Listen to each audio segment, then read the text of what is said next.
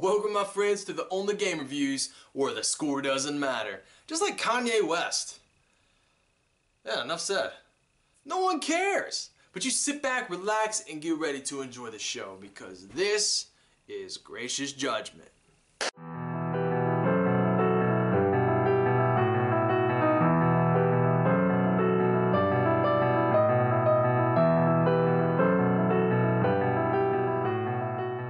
Now, it's been about a year since we've had a zombie game. That's more than usual. But I'm sure there'll be one next year as well. But this time up is Dead Rising 4. And graphically, the game's okay. It's not gonna blow your socks off. Wow, how good it is. But it's not bad either. It's average at best. Now it does have some shading issues. Just random shades that appear out of nowhere, and then also at times where the shading on the edges look like the freaking Rocky Mountains. And then during cutscenes, there's even times where there's clipping issues based on which outfit you wore. And then also, it's just blurry around the silhouettes of the characters. I had never seen that before. That was a little strange. It didn't ruin it for me by any means, but I just need to let you know what's there and what's not. And the map of the game, it's very slow when it moves, and to me it just didn't come out far enough. You don't get the whole map. I think you should get the whole map when you're at the furthest point out. That's just me. But then also, it's actually a good thing, I never blue screened once. Not once. I mean, the games I've been playing are really on a roll with that. Because it's frustrating when you do and you lose progress. But no, not in this one. I never blue screened once. Not saying it won't happen, but it didn't happen to me. Now what did happen to me is my game froze. I'm just going to show you here how fast the map does go. See, I think it's slow, but that's my personal opinion. And this is as far as the thing zooms out. I think you should always be able to see the whole map once it's fully zoomed. But, that's just me. Dead Rising 4 gave us 7 missions to play through, or cases, is what they call them. The first one is a tutorial just showing you how to play the game, but it still has some length to it, and it sets up the story. Then, 2, 3, and 4 are all open world. 5 and 6 become a linear path, so just a heads up from me if you end up choosing to buy the game. Now when you're in the open world, there are events that can pop up for you to do, like saving citizens and things like that. And the voice acting in the game, it's kind of hit and miss. There's characters that aren't very good, but then other characters that are. So one's a complete psychopath, and you don't really find out till later on, and that you believe it. Like, this dude is nuts, man. But the story is also very over the top as well. At one point I was just sitting there thinking to myself, really? Like, this is where you're going with this? But I guess the game's kind of always been over the top too, when you look at the past series, how you could dress up and all that crap. So it's never really been a game you could take serious anyway. But the story's not terrible, and I'll tell you one thing. I did not expect the ending. The ending threw me off. I did not see it coming, so kudos to the writer on that. Those bastards took Darcy. You see which way they went? Westridge, I think. You're going after them, right? You'll save Darcy? Probably, but not on purpose. Okay. I'll see if I can figure out where they were going.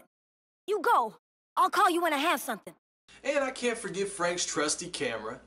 But this time around you get some modifications to it. I'll give you one example, night vision.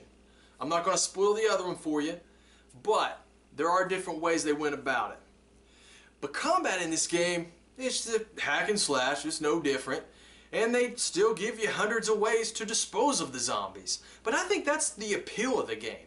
You can go into a horde of 1,000 zombies, right smack in the middle of them, just start slaying like an animal, blood splattering everywhere, and come out okay. To me, that's the funnest part about the game. I don't care about the story. I just like going around killing zombies and doing it with all the different weapons and stuff that they allowed you to. I mean, for goodness sakes, you could drive around in a food truck listening to Partridge in a Pear Tree as you're ramming down zombies.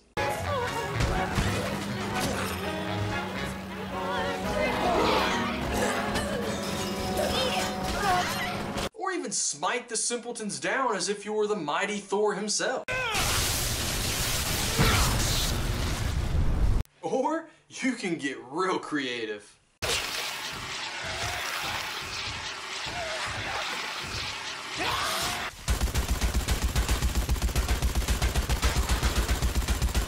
I mean, for goodness sakes, you can even use Vega's claw.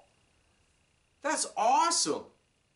But better yet, my favorite things is the combo vehicles, combining two together to form the ultimate zombie slaying machine.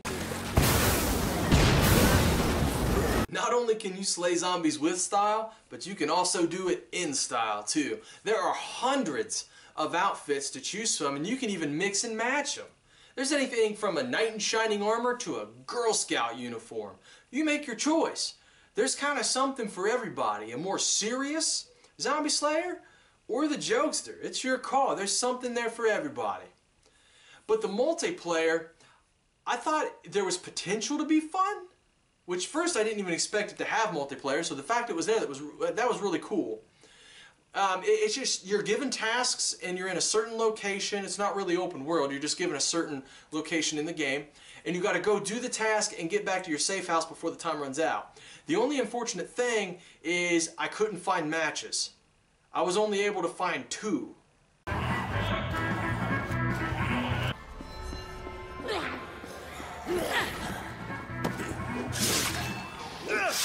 The AI is actually kind of hit and miss as well. On the human side, they can actually just be downright dumb and just stand there and let you shoot them. But on the zombie side, it was surprisingly good because they come as a horde.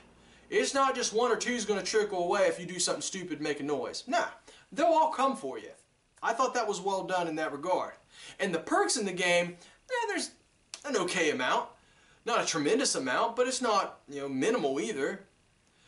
You get the melee perk, shooting, tactical, and vehicular.